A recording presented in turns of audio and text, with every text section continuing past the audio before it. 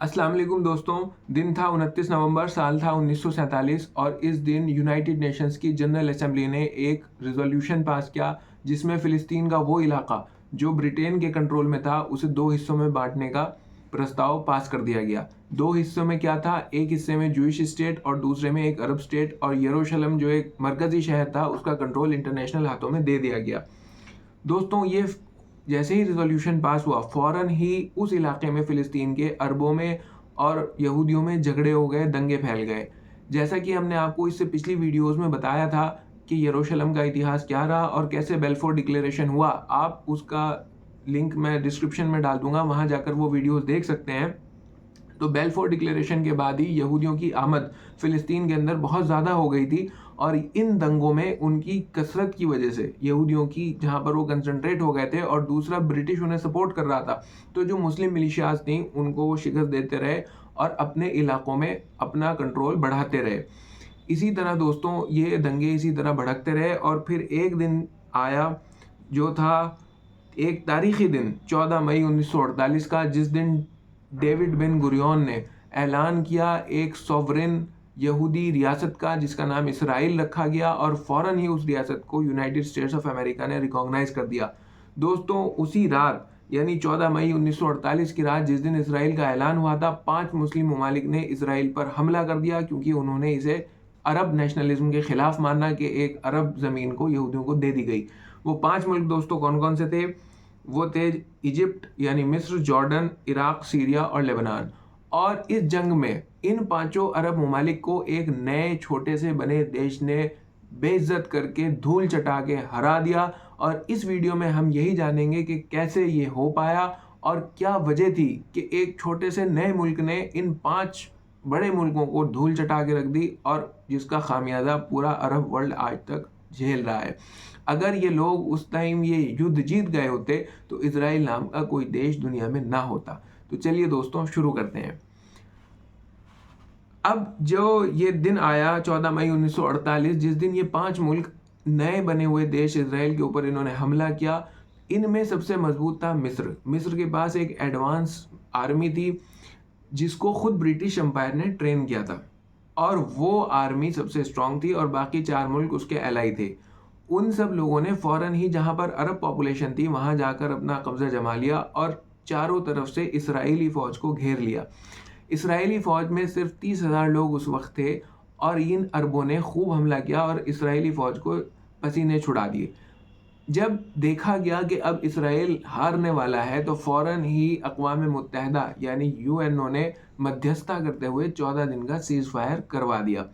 अब क्योंकि मुसलमानों के 5 मुल्कों की फौज काफ़ी अच्छी पोजीशंस पर बैठ चुकी थी और यरूशलेम तक पहुंच चुकी थी, तो इन्होंने सोचा जंग में हमारा अभी अपर हैंड है और 14 दिन का इन्होंने सीज फायर पे सहमति बना ली। लेकिन इसराइल ने क्या करा, इन 14 दिन में उसने जहां उसके पास 30,000 की फौज थी अपनी फौज की तादाद बढ़ा दी, चेकोस्लाविया से बहुत सारे हथियार मंगा लिए और अंदर खाने ब्रिटेन और अमेरिका ने भी उन्हें एडवांस हथियार सप्लाई कर दिए। जैसे ही 14 दिन पूरे हुए इसराइल की फौज ने अपने अस्तित्व की जंग मानते हुए कि अगर हम हार गए तो हम कभी होंगे ही नहीं और अगर हम जीत गए तो ये मुल्क हमारा हो जाएगा, पूरी हिम्मत और ताकत के साथ ब्रिटेन और अमेरिका की मदद से हथियारों से अरबों की फौज पर हमला कर दिया और ऐसा शदीद हमला किया कि अरबों को वहां से खदेड़ दिया। जो फौजें आगे बढ़ गई थी वो पीछे हटनी शुरू हो गई, ज़मीन से, हवा से और समुंदर से। इसराइल के पास बहुत सारे हथियार नहीं थे लेकिन अपनी एडवांस हथियारों की बुनियाद पर और प्रॉपर टेक्निक्स की बुनियाद पर अरबों की बड़ी बड़ी फौजों को नेस्तो नाबूद कर दिया। अब दोस्तों हुआ क्या, हुआ ये कि अरबों की जो आर्मी थी वो अपने अपने भागने लगी पीछे और इसराइल इतना शदीद होता चला गया, इतना शदीद होता चला गया कि इन अरबों को जो इजिप्ट की क़यादत में लड़ रहे थे बिल आखिर अंग्रेज़ों के ब्रिटेन के हाथ पैर जोड़ने पड़े कि खुदा के लिए इन इसराइलियों से हमारी जान बचाओ वरना ये कहीं हमारी उस पर कब्जा ना कर लें। और फिर हुआ ये दोस्तों कि बहुत कम वसाइल के बावजूद ब्रिटेन ने मिस्र का और इसराइल के बीच में एक मुआहदा साइन कराया और फिर अलग अलग मुल्कों ने उससे अलग अलग मुआहदे साइन किए और 5 मुल्कों को बहुत बुरी शिकस्त हुई। 9 महीने ये जंग चली। इन्होंने अरबों ने शुरू में बढ़त बना ली थी, लेकिन बाद में इसराइल ने इनके चक्के छुड़ा के रख दिए और इन्हें धूल चटा दी।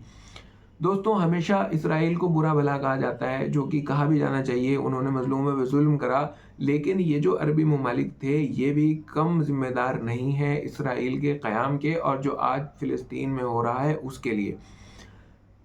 आप क्या तसव्वुर कर सकते हैं कि एक नया छोटा सा बना हुआ मुल्क, भले ही उसे ब्रिटेन और अमेरिका उस वक्त के सपोर्ट कर रहे हों, और वो लोग जो मरने से बहुत डरते हैं, उन्होंने 5 मुल्कों को हरा दिया फौरन। ऐसा कैसे मुमकिन हो पाया?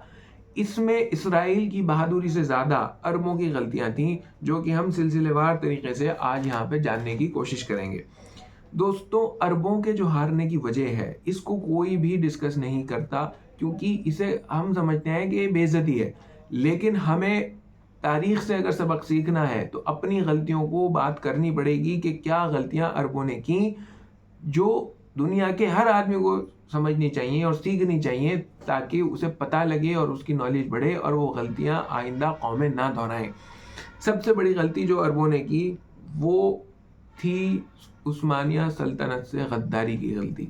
मैंने अपनी वीडियो में बताया था, इससे पिछली वीडियो में पार्ट 2 में, कि कैसे इन अरबों ने उस्मानिया सल्तनत से गद्दारी करके ब्रिटेन से इन्होंने एलाई हुए और ब्रिटेन से मुआहदा कर लिया था कि पूरे अरब का बादशाह इन अरबों को बना देंगे और तुर्कों से निजात पा जाओ। जबकि अल्लाह ने कुरान के अंदर साफ कहा कि कभी भी, मफहूम है उसका अल्लाह के कौल का, कि मुसलमानों को छोड़कर गैर मुसलमानों से इत्तिहाद ना करो। लेकिन अरबों ने हुकूमत पाने के लिए इसके लालच में और अपने अरब नेशनलिज्म की वजह से कि हम अरबी हैं, हम सुपीरियर हैं और ये उस्मानिया तो तुर्क हैं, ये तो कुछ भी नहीं है, ये हम पर राज कर रहे हैं, तो ब्रिटेन के साथ इत्तेहाद किया और ब्रिटेन ने इन्हें धोखा दिया, इनके सीने में खंजर घोंपा और वो जो इनसे वादा करा था कि हम तुम्हें देंगे, उसमें इसराइल की रियासत का क़याम कर दिया। और ये ऐसे बीज थे उस्मानियों से गद्दारी जो अरब ने की कि वो आज तक भी उसके फल जो खा रहे हैं ये लोग जिल्लत के, वो उसी के बीज हैं जो इन्होंने बोए थे तब। दूसरा, इन्होंने जो गलती इनसे हुई वो ये हुई कि जो अरब नेशनलिज्म है वो चरम पे आ गया। देखिए, असबियत की इस्लाम में कोई भी जगह नहीं है। इस्लाम की बात करता है, इस्लाम इत्तेहाद की बात करता है, यूनिटी की बात करता है, इक्वालिटी की बात करता है, असबियत की बात नहीं करता।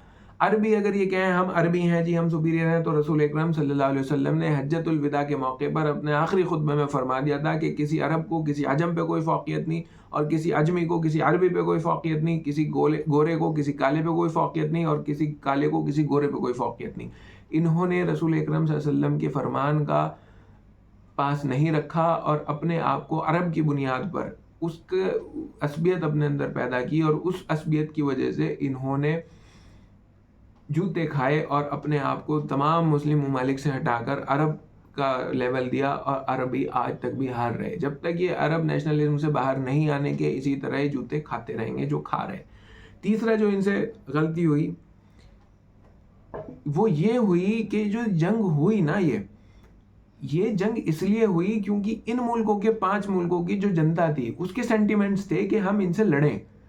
वहाँ के जो रूलर्स थे, जो किंग थे, जो मोनार्क थे, वो मजबूर हो गए लोगों के सेंटिमेंट्स की वजह से कि चलो ठीक है, लोग चाह रहे और लोगों को इसराइल बहुत बुरा लग रहा तो हम इन पे हमला कर दें। दरअसल कोई इंटेंशन उन लोगों की इसराइल के बनने या ना बनने से नहीं थी। लोगों में ऐसा सोचना था कि इस पे हमला हो जाना चाहिए, ये रियासत कायम नहीं हो जानी चाहिए। तो बादशाहों ने सोचा, किंग फारूक ने जो इजिप्ट का था, किंग अब्दुल्ला ने जो जॉर्डन का था, कि चलो हमला कर दें और हो सके कुछ ज़मीन हमें भी मिल जाए। इसके अलावा दोस्तों, जो चौथा बहुत बड़ा रीज़न है वो ये है अरबी हुक्मरानों का लालच।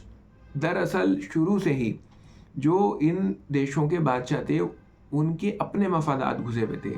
जो मिस्र का बादशाह था किंग फारूक और जो जॉर्डन का बादशाह था किंग अब्दुल्ला, उन्हें इस चीज़ से बहुत ज़्यादा मतलब था ही नहीं कभी भी कि फ़िलिस्तीन बने या ना बने। वो ये चाहते थे कि ये जो हमारे बॉर्डर से इलाके लग रहे, हम किसी भी तरह इन पे कब्ज़ा कर लें और ये इलाके इसराइल से जो बच रहे उन पे हम अपनी टेरिटरी में मिला के अपनी रियासत को बड़ा कर लें। फ़िलिस्तीन के कॉज से इन्हें बहुत ज़्यादा मतलब नहीं था।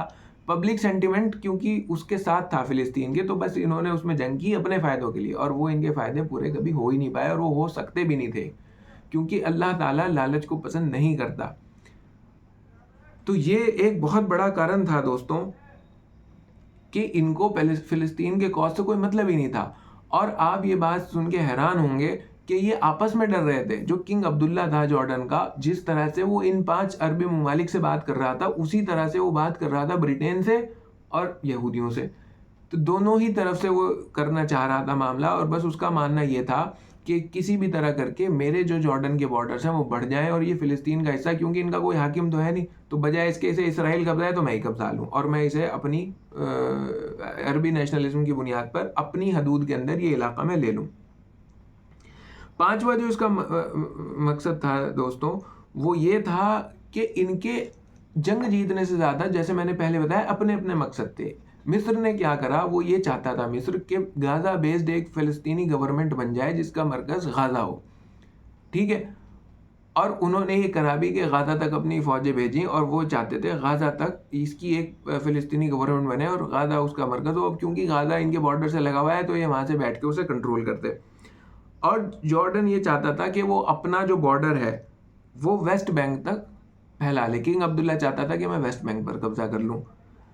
तो इनके जो अपने मफादात घुस गए थे, इस वजह से इन लोगों में आपस में इत्तेहाद में भी कमी आने लगी। अलग अलग इनके मफादात थे और ये लड़ तो एक रहे थे दिखाने को, लेकिन अंदर अंदर ये सब लोग अलग थे। छठा और सबसे बड़ा कारण ये था कि इनके बीच में बहुत कम कोऑर्डिनेशन था और कोऑपरेशन तो था ही नहीं।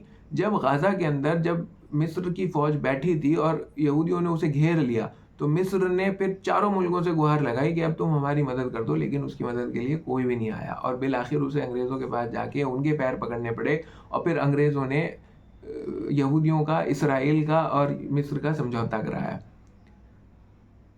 तो ये 5 लोग दिखाने को तो लड़ रहे थे, 5 मुल्क लड़ रहे, 5 मुल्क लड़ रहे, लेकिन इनमें ना ही कोई कोऑर्डिनेशन था, ना ही कोई कोऑपरेशन था, बस दिखाने को लड़ रहे थे। दोस्तों, ये बातें ऐसी हैं जिसकी वजह से इन्हें बहुत बुरी शिकस्त हुई और इसराइल कायम हो गया और इस ताकत के साथ हो गया कि जिसे आगे को हरा पाना इन सब के लिए नामुमकिन हो गया। इनकी इस्लामिक कॉज से गद्दारियों की वजह से इसराइल कायम हुआ और ये आज भी इसराइल के नाम पर अपने मुल्कों में सियासत करते हैं। इसके अलावा इन हुक्मरानों को कोई भी मतलब उस चीज़ से नहीं है, अपनी ऐशो इशरत में ये लगे हुए हैं। दोस्तों, मैं दोबारा से रिपीट कर दूं कि क्या वो कॉज थे जिसकी वजह से ये 5 अरबी ममालिक एक नई छोटी सी रियासत से हारे, जिसके पास ना फौजी थे, ना उतने हथियार थे जितने इनके पास थे, और उस छोटे से मुल्क ने इन्हें नेस्त नाबूद करके रख दिया, ज़मीन में भी, हवा में भी और समुंदर में भी। तो दोस्तों, मैंने 6 ये पॉइंट लिखे हैं यहाँ पर, क्या क्या पॉइंट थे बहुत मुताला करने के बाद जिसकी वजह से हारे। पहला ये था कि इन्होंने गद्दारी की उस्मानियों के साथ, अरबों ने। दूसरा ये था कि इनमें अरब नेशनलिज्म जाग गया था, ये अरबी असबियत की बुनियाद पर लड़ रहे थे। आज भी यही कहते हैं अरब इसराइल वॉर, कभी ये नहीं कहते या अरब जूइश वॉर, मुस्लिम जूइश वॉर या इस्लामिक जूइश वॉर नहीं कहते, क्योंकि ये अपने आप को सुपीरियर समझे अरब, और इनका सेंटिमेंट ही सिर्फ और सिर्फ अरबी असबियत है। इस वजह से अल्लाह ताला को ये बात पसंद नहीं है। इस्लाम का जो बुनियादी मकसद था वो ये था कि वो तमाम कबीलों को, तमाम कौमों को इस्लाम की बुनियाद पर एक करता। यूनिटी और इक्वालिटी इस्लाम का बेसिक प्रिंसिपल था, लेकिन इन्होंने अरब नेशनलिज्म को बढ़ावा दिया, अरबी असबियत को इन्होंने बढ़ावा दिया, जिसकी वजह से ये धूल चाटे। तीसरा रीज़न ये था दोस्तों कि जो जंग हो रही थी दरअसल वो इस वजह से नहीं हो रही थी कि वो लोग जो हुक्मरान और फौज थी वो परेशान थी कि ये क्या हो गया या अरबी ज़मीन कब्जाई जा रही। वो सिर्फ लोग चाहते थे कि जंग हो, अवाम के अंदर ये सेंटिमेंट्स थे, अवाम इसराइल से नफरत करता था, तो ये जंग हो गई। पांचवा पॉइंट इसका चौथा पॉइंट दोस्तों ये है कि दरअसल ये जो हुक्मरान थे इन्होंने देखा कि लोग तो अब सेंटिमेंट्स आई हैं तो हमारी भी सल्तनत है, चलो बढ़ जाएंगे, तो इसराइल कमज़ोर सा है, इसे हटा उठो के हम अपने बॉर्डर एक्सपेंड कर लेंगे। इन्हें उस कॉज से मतलब नहीं था जो दरअसल असली कॉज था। पांचवा दोस्तों पॉइंट मैंने ये बताया कि पांचों मुल्क अपनी अपनी ख्वाहिशों में थे। जैसे इजिप्ट को चाहिए था गाज़ा बेस्ड गवर्नमेंट बन जाए, जॉर्डन को चाहिए था, जो ये 2 मेन थे, कि किसी भी तरह इनका कब्जा वेस्ट बैंक पे हो जाए, और ख़ास तौर से जॉर्डन का किंग अब्दुल्ला अरब लीग के साथ साथ इन 5 मुल्कों के साथ साथ यहूदियों के और ब्रिटेन के भी कॉन्टेक्ट में था कि किसी तरह करके डील बना के मैं सिर्फ अपना बॉर्डर बढ़ा लूँ। और छठा और आखिरी पॉइंट दोस्तों ये है कि इनके अंदर कोई कोऑर्डिनेशन नहीं था और कोई कोऑपरेशन नहीं था। जब एक फौज घिर जाती थी वो दूसरों से मदद मांगती थी तो वो मदद नहीं करते थे। इसी तरह टुकड़ियों में इसराइल ने इन सबको हरा दिया। इसराइल ने यकीनन अमेरिका की मदद ली, ब्रिटेन की मदद ली, जो उसके पास एडवांस हथियार हुए, वो अपने बूते पर जंग नहीं जीत सकता था। लेकिन इस बात को रोने से ज़्यादा बेहतर यह है कि अपनी कमियों को इनको बताया जाए कि इनके अंदर क्या कमियां थी जिस पर बात नहीं होती, और जब तक ये इनके अंदर कमियां रहेंगी ये किसी से भी नहीं जीत पाएंगे। हार इनकी मुकद्दर रहेगी, क्योंकि ये दुनिया असबाब की दुनिया है। जो यहाँ पर असबाब के मुताबिक चलेगा वो जीतेगा, जो गद्दारियाँ करेगा कौज के साथ, वो चाहे मैं सरबुलंद हो जाऊं तो ऐसा कभी नहीं हो सकता। तो दोस्तों, इस इसराइल और अरब की पहली जंग का नतीजा बिल आखिर क्या हुआ? इसका नतीजा ये हुआ कि जो अक़वाम मुत्तहिदा ने फ़िलिस्तीनियों को ज़मीन दी थी उसका 60% हिस्सा फ़िलिस्तीनियों से छिन गया और इसराइल ने उस पर कब्ज़ा कर लिया। दूसरा इसका अंजाम ये हुआ कि 7 लाख फ़िलिस्तीनी रिफ्यूजी बन गए, उन्हें अपने घरों से निकाल दिया गया। उस एरिए पे जहाँ इसराइल ने कब्ज़ा किया था वहाँ से 7 लाख फ़िलिस्तीनियों को भगा दिया गया और वो आज तक भी रिफ्यूजियों की ज़िंदगी अलग अलग ममालिक में जी रहे, उनके बच्चे। और तीसरा ये हुआ कि जो किंग अब्दुल्ला ने जॉर्डन के इनके साथ वफादारी निभाई थी ब्रिटेन के और इसराइल के साथ, तो वेस्ट बैंक का इलाका जॉर्डन को दे दिया गया और इस तरह से एक शर्मनाक शिकस्त अरबों की हुई। दोस्तों, इस वीडियो के बारे में आप क्या सोचते हैं कमेंट करके ज़रूर बताइएगा और इस सीरीज़ की अगली वीडियो बहुत जल्द मैं आपके सामने पेश करूँगा। Thank you.